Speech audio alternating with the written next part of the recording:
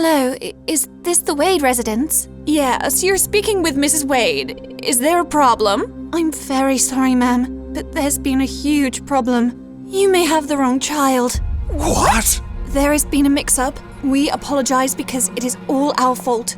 There was a mislabeling, so the baby you've taken home may not be your biological son. What the hell is this? You've waited 3 years to tell us that? Honey, hand me the phone immediately. We only discovered this error recently. Other parents have been informed, but you're one of the last people on the list to know. You need to know because a lot of families may be coming over to yours to figure out if your son is actually theirs. I'm so sorry, and I apologize for the inconvenience. The nurse quickly hung up.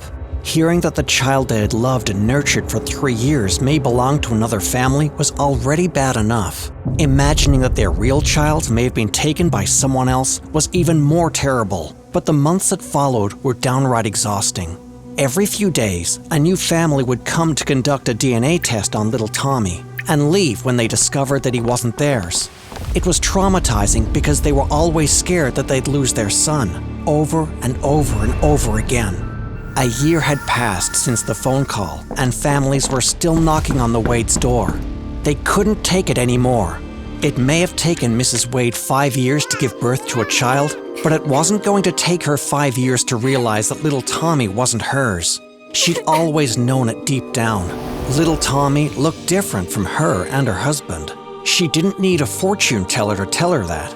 She tried to send him off, but her husband convinced her to try a little harder. Another year passed and families were still coming. At this point, both Wades begun resenting little Tommy and agreed to send the 5-year-old to an orphanage. It was time to put their past behind them. Mom, where are we going? We're going to your real home, little T. Here, you'll find your real parents. Am I ever going to see you and Dad again? Stop sprouting rubbish and run into the building. Now, move!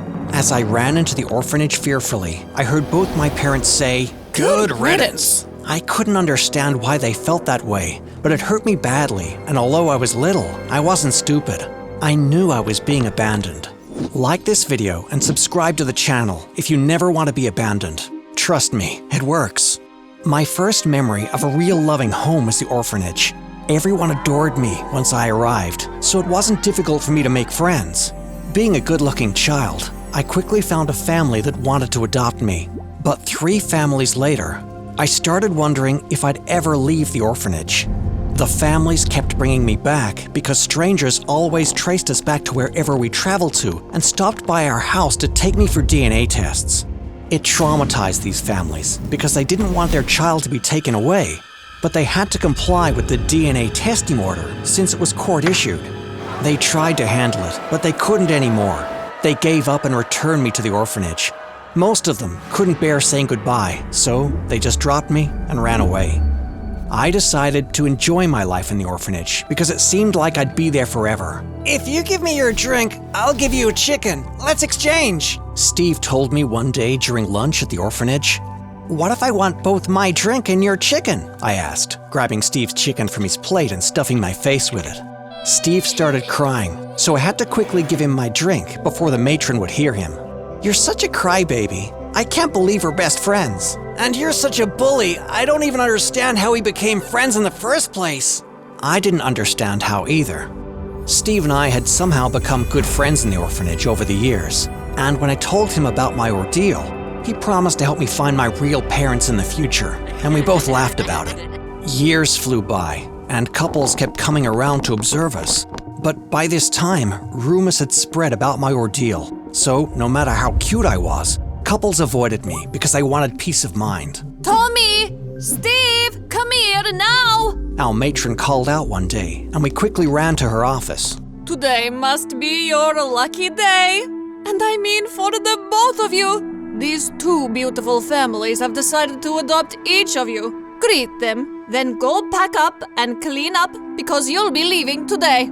I followed the man home while Steve followed the other family after we shared our goodbyes. But something felt off, so I wasn't very chatty in the car ride home. And we're here. All right, hurry down, Timmy. It's Tommy. What did you say, Timmy? Never mind. I didn't like this man. How could he be my new father? He opened the front door and entered with me. Honey, we're home! he sang, his wife quickly rushing out of the kitchen, but stopped right in her tracks when she saw me. Eek! She screamed. Who's this stranger you've brought back home, you stupid man? This is not the young man I ordered. He's the wrong child. Return him immediately. Wait a minute. Did she just say she ordered a young man? What are we, food? Well, I'd better be the wrong child for this family, because this was definitely the wrong family for me. I mean, my so-called adopted father couldn't even get my name right. It's Tommy, not Timmy for Pete's sake.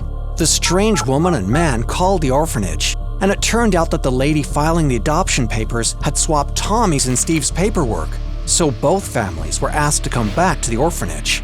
You almost stole my family, Steve said, playfully punching me when we met at the orphanage. Please, have them. Your family's kinda weird. I'm glad it was a mistake and I'm not theirs. Good luck with them, dude. Look, at this point, anything is better than a man who refuses to understand there's a difference between Timmy and Tommy. Steve! The strange woman screamed and hugged Steve once she saw him. We almost lost you, my dear. Dear Steve! I'm glad you found me again, Steve said, hugging them. What? He doesn't even know these guys. He just met them. What a set of weirdos. Goodbye, Timmy! Steve's new father screamed as they left the orphanage with the right papers and the right boy. Oh my god, it's Tommy! Why can't you— Shh! Tommy! Our matron sang. Your adoptive family is right behind you. She continued, stopping me from saying anything I'd regret in the future. All the paperwork was filed correctly, and Steve and I followed the appropriate family home. Our adoptive parents also spoke to each other and bonded before leaving, allowing us to keep our childhood friends and attend the same school. I was lucky this time.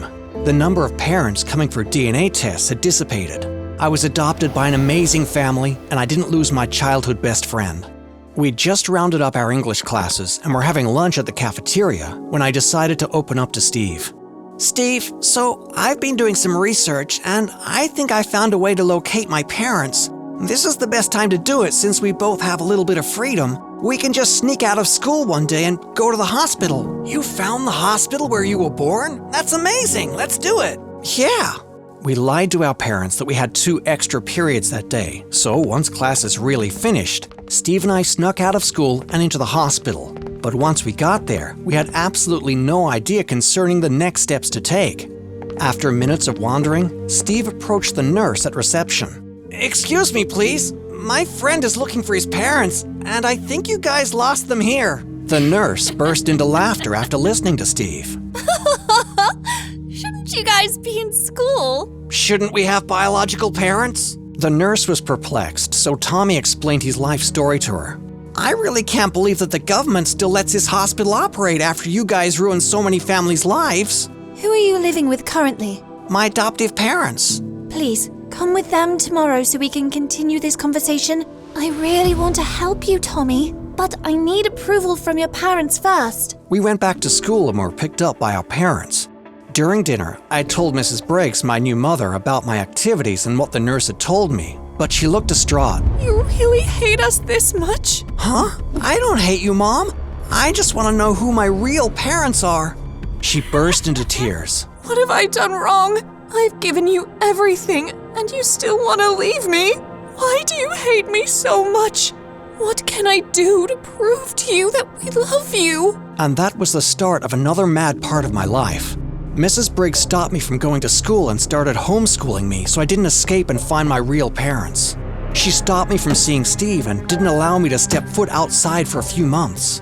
I was miserable, so I unconsciously became rebellious and started causing problems at home. Mr. Briggs pitied me and convinced his wife to follow me to see the nurse, so we all went to the hospital together as one big happy family, despite the fact we were all secretly miserable. The nurse at the reception took us to the oldest doctor in the building. He was familiar with the mix-up that happened over 10 years ago. After going through my hospital file and testing me, he decided to start his parent hunt. He started by calling Mr. and Mrs. Wade. They were shocked to see me at the hospital, and although I remembered them, I ignored them and behaved like I didn't see them. Mr. and Mrs. Wade? Yes. This is the boy you initially went home with, but you sent him to an orphanage because he wasn't yours, right? Yes. If I may ask, did you ever run a DNA test on this boy to confirm if he actually was not yours? I was sure. Alright, I'm sorry for the inconvenience, but we're going to have to ask you to do just that because we need to rule you out as his parents first before moving on to the next suspected family on our list. That's fine. It's not like we have a choice anyway.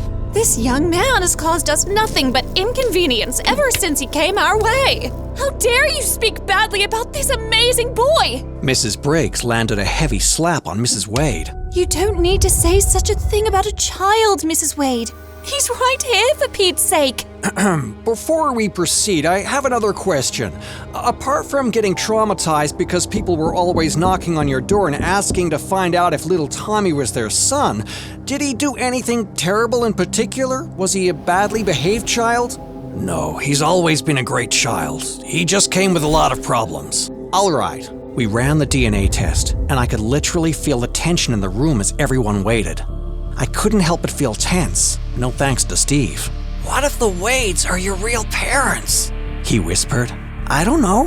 What if they're not? I don't know, shut up. Mrs. Wade heard me scold Steve and shook her head in a, I hope you're not my son kind of way. After hours of waiting, the results came out and we all struggled to see them. Negative. The Wades were not my parents. I couldn't explain my emotions. I felt both happy and sad at the same time. I knew it. Let's leave here, honey. Alright, so we're done with the first set of tests. Tommy, meet me here next Monday for the second set. You can all go. Mrs. Briggs hugged me as we left, and Steve held my hand tightly. When we all got to the parking lot, we heard some noise and turned to see the nurse and doctor chasing us. They were out of breath when they finally spoke. I'm so sorry. The trainee nurses got the results mixed up. The real test came out positive. The Wades are Tommy's real parents. Anna! Anna! Anna! Everyone cheered for me as I stood in place, ready to defend my title. I know what you're thinking, that I was standing at the starting line of a major race at the Olympics or something fancy like that. I wasn't. We were at the annual cake eating competition at our school, and I was the reigning champion. 3, 2, 1, begin! I dove face first into the cake as the crowd went wild. I'd starved myself all day for just this moment. I took large bites of the delicious cake and didn't even bother chewing. I swallowed them whole, coming close to choking a few times. Soon, the wild cheers turned into laughter and boos. Oink, oink! Was that my best friend Kyla? Oh my God, Jason, your girlfriend is a pig!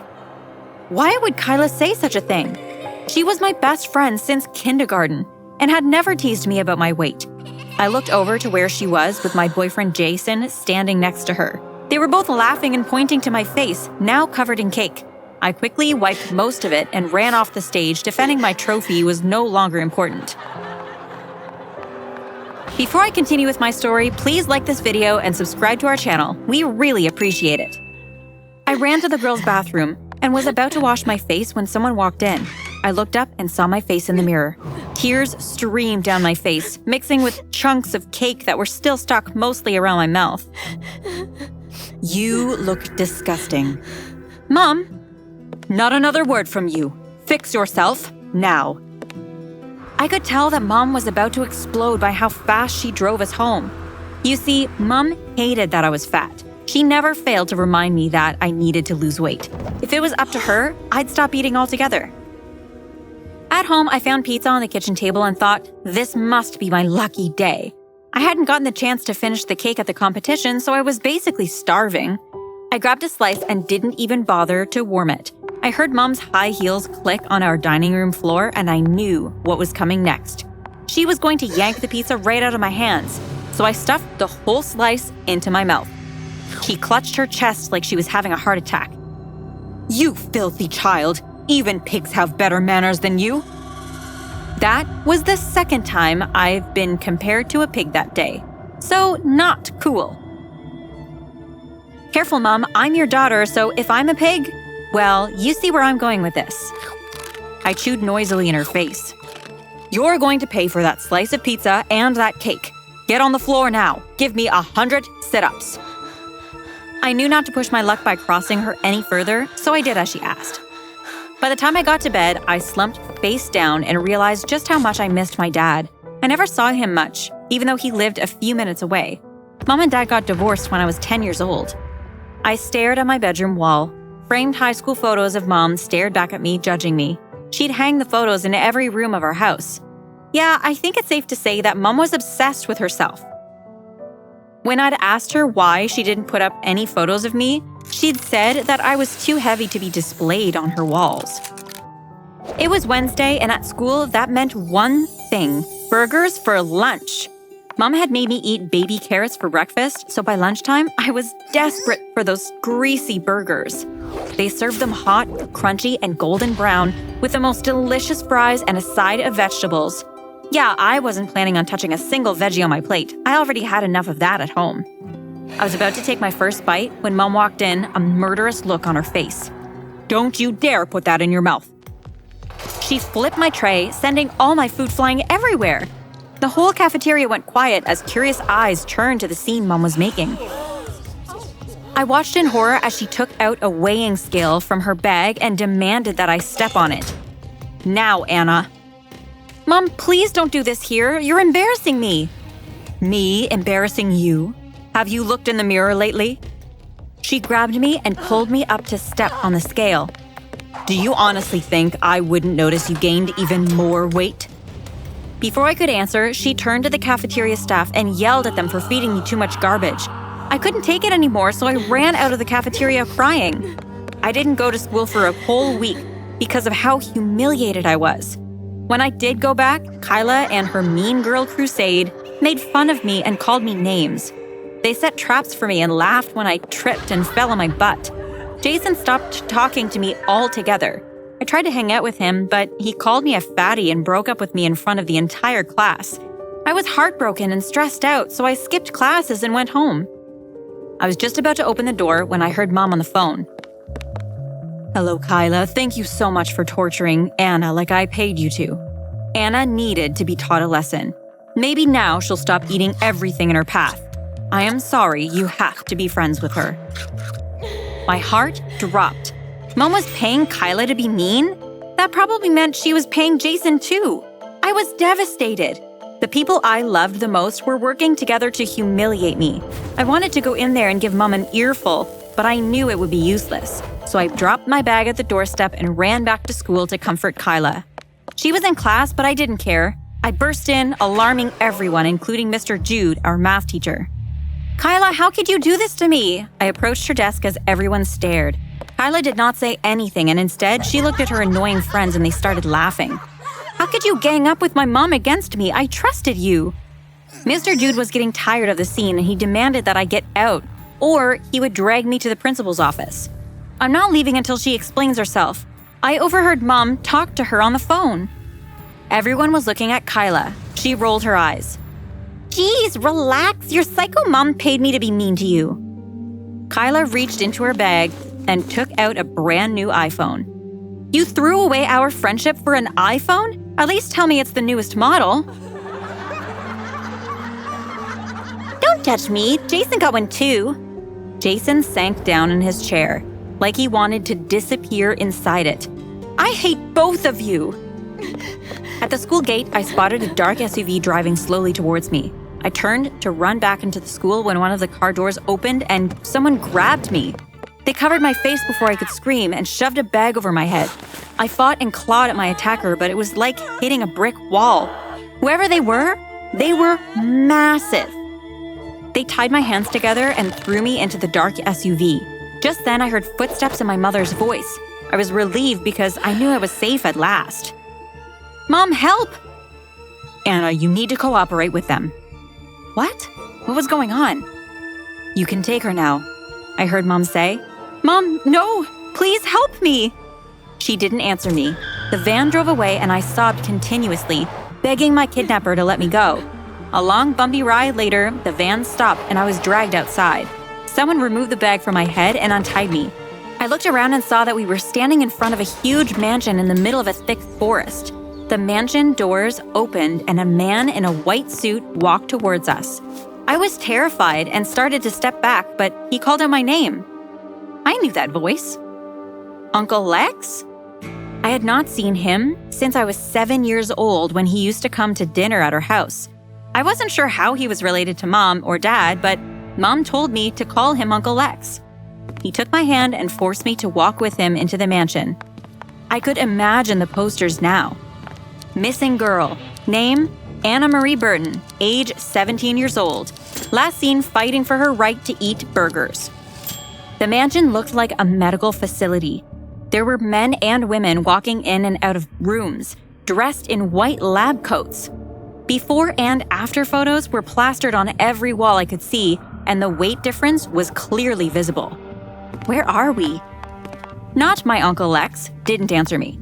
Instead, he beckoned one of the lab coat people to join us. I was about to turn away from the extreme makeover photos when one caught my attention. Oh my God, is that Mom? Lex nodded before walking away.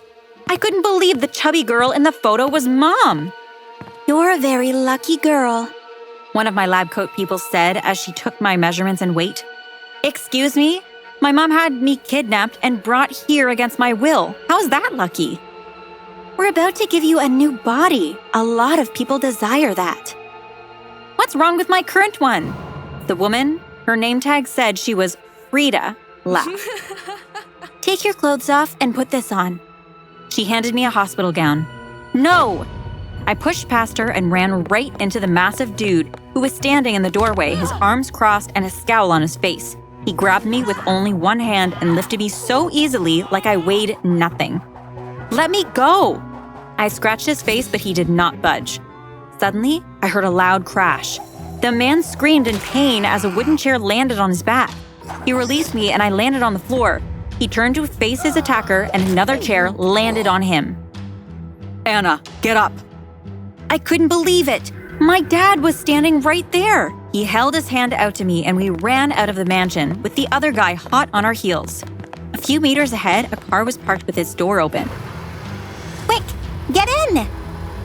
Kyla, how did you… We need to go, now. Drive, Kyla. The guards dived for the car door, but they were too late. Dad swung it shut as Kyla drove us out of there. An hour later, we arrived at Dad's house. I'm so sorry for everything, Anna. I had no idea how crazy your mom had become. Thank God Kyla called me.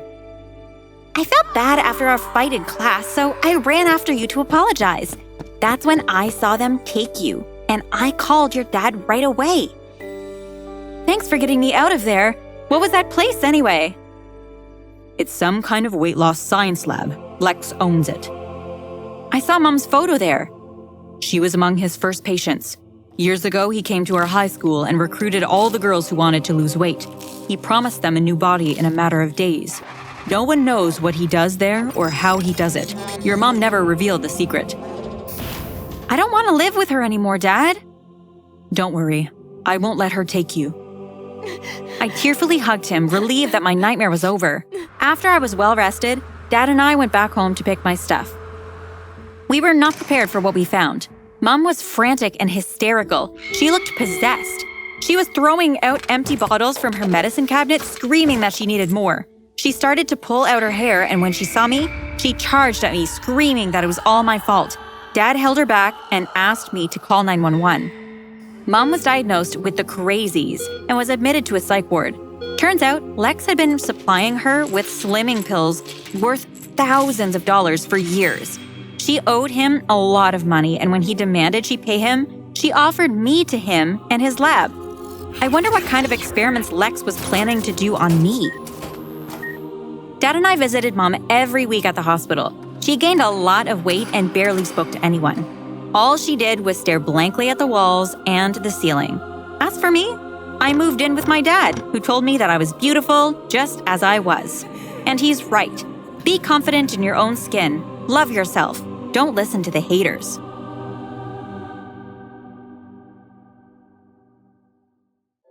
Dude, Sasha is so into you. Why do you keep ignoring her? And Haley was totally checking you out earlier. Oh, come on, guys. You know that Jaden only loves one girl. Melanie! My friends were total idiots sometimes, but they weren't wrong. Countless girls were into me, but I only had eyes for Melanie. There was just something different about her. something dark and mysterious. She never really tried to fit in with other girls at all. Most of the girls at my school behaved like copies of each other. They wore the same clothes and had the same hairstyles and even spoke the same way. But Melanie, she didn't care. She was herself. And while almost every girl was head over heels for me, Melanie ignored me. Why don't you just try talking to her? I've tried, but she ignores me all the time, or just gives me one-word answers. Well, try harder. Well, thanks to my social studies teacher, I wouldn't have to try very hard. She walked in one day with a big announcement. So guys, your final project involves pair work, and I've decided to pair you all up with people you don't usually talk to. People who aren't your friends. So you'll take this more seriously. This project would send me straight into Melanie's arms, but you have to keep watching to see how our story unfolded. So here are your partners. Go sit next to them and make it snappy, because we have to begin. Braxton and Trinity, Tori and Trevor, Jaden and Melanie. I froze. I didn't hear anything she said after that because I was just frozen. Then, my buddy Jackson hit me on the arm and I snapped out of it. Go sit next to her, quick! He winked. I got up and sat next to Melanie. She didn't even look at me. Our teacher explained what the project was about, and I realized that Melanie and I would have to meet up sometime to complete it. Could I turn it into a date? I was so excited. After the class, she finally turned towards me and said, So I guess we have no choice but to do this. And since I actually care about my grades, do you want to meet up on Saturday to finish this? Sure. Where do you want to meet up? You can come to my house. What's your number? I'll send you the address. I gave her my number, then she left. It was only Monday, and Saturday felt like it was an eternity away. The night before, I couldn't sleep, and on the day, I nearly jumped out of my shoes when I saw a text message from her. It read, "Here's my address. See you at lunchtime," and she typed the address below. She surprisingly lived quite close to me. I just had to take a bus for 5 minutes, and the rest was walkable. When I got there, though, I was shocked out of my mind. I didn't know that Melanie's family was filthy rich. At first, I even thought I was at the wrong house because it was so huge, but I saw her looking through one of the windows. Most rich kids at my school boasted about it, but Melanie didn't, and that made me like her even more. Now, you know how they say that most rich people are snobs and can be mean and unapproachable? Melanie's family was the total opposite. The door shot open and her 2 older brothers came running out. Hey, Jaden, Melanie's waiting upstairs, but you can come to the video game room when you're done with your little project. We need an extra player. I'm Chase. And I'm Sawyer. You guys have a room just for video games? Yeah, doesn't everyone? Anyway, nice to meet you, Jaden. There's Melanie. Have fun and see you later. Thanks. Melanie came downstairs to get me because I'd have probably gotten lost if I tried to find her room on my own. Sorry about my brothers. They're weird. I don't think they're weird. They're just super friendly. Yeah, and that's weird. We worked for a while, and then I went to play games with Chase and Sawyer. I was having so much fun that I lost track of time. It was so late that Sawyer had to drive me home. He had such a cool car. Even after our project was done, Chase and Sawyer kept inviting me over, and before I knew it, the whole family knew and loved me. Well, except Melanie, who seemed to love ignoring me. Then one evening, I was having dinner with them, and his mom asked me something totally unexpected. Hey, Jaden. This summer we're traveling to our island, and we'll spend a few weeks there. We think you'd love it. Would you like to come?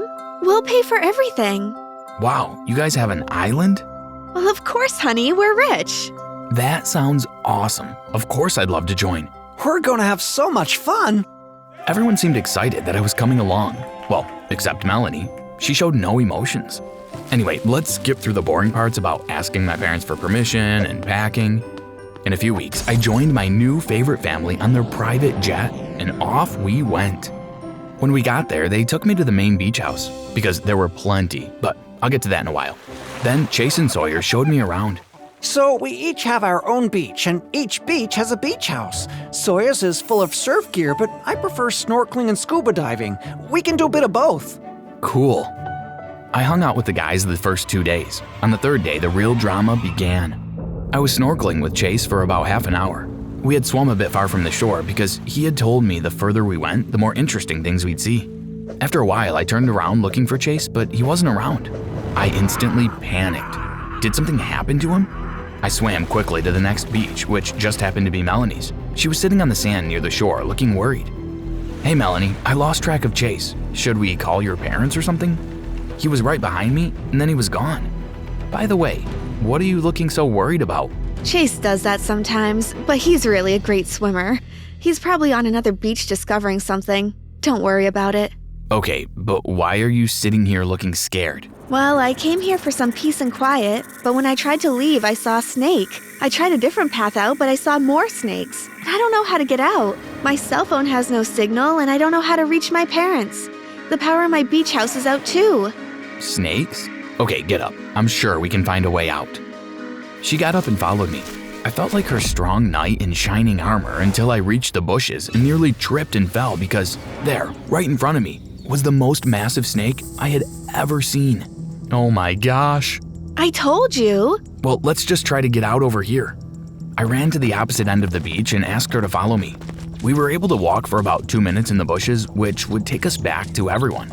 But Be careful, Jaden. Look. I couldn't believe it. It was like a ridiculous nightmare. I'd heard of snakes on a plane, but snakes on some rich people's island? We ran all the way back to the beach house like tiny mice being chased by a huge cat. Well, why don't we just swim to Chase's beach? Then we can go stay with your parents in the main beach house. You're gonna laugh if I tell you this, but I can't swim. She looked like she was going to cry, but I laughed anyway. You own a whole beach and you can't swim? I'm afraid. That's okay. We'll find another way. Don't worry. We can just stay here tonight. I'm sure the beach house has food and stuff we can use to make light when it gets dark. Okay. We went inside and I went to look through her kitchen. The pantry was loaded. I made us some snacks and we went to sit on the balcony outside. Wow, this is good. I didn't know you could cook. Yeah, it's one of my many hidden talents. We ate and spoke for hours. When I saw that it was about to get dark, I went inside to search every cupboard for candles or lamps. Luckily, just when I was about to give up, I found 3 kerosene lamps. I lit them and we went inside the living room. Can you make sure all the doors are locked and all the windows are sealed? I don't want any strange creatures coming in here tonight. Sure. For once, I felt noticed and appreciated by Melanie. She was too afraid to sleep for the rest of the night, so we just stayed up and got to know each other. It was sort of like my dream date, you know, minus the snakes. The morning came and she fell asleep. I made some breakfast with whatever I could find and waited until she woke up. We ate and spent the rest of the day together. Then, just as I was starting to wonder why no one had bothered to look for us yet, she said, Jaden, I have something to tell you. "What? I've had a crush on you for the longest time now. What?" I was in shock. I was the one who asked my parents to invite you here. They know. My brothers know too. I've had a crush on you for like ever. All my friends know. I ignore every single girl because I only have eyes for you. Then we kissed, and it was like a dream come true. Come, let's get out of here. She held my hand and led me out of the house. But what about the snakes? They're not real. This is all a setup so we could be trapped here for a while. I didn't know how else to tell you I liked you. I'm pretty sure this all seemed totally insane to you, but it actually made me like Melanie a little more. We walked until we got to the main house. Melanie's whole family was waiting for us with silly grins on their faces. So, are you two a couple yet? Yes, Mom. Great! Let's go to Paris to celebrate. Wait, what? So since then, I've been dating this girl who has these cool parents who fly me to all these different cool parts of the world, and I'm having a blast. I mean, I'd have a blast even without that stuff simply because Melanie is finally by my side now. She's the best girlfriend in the world.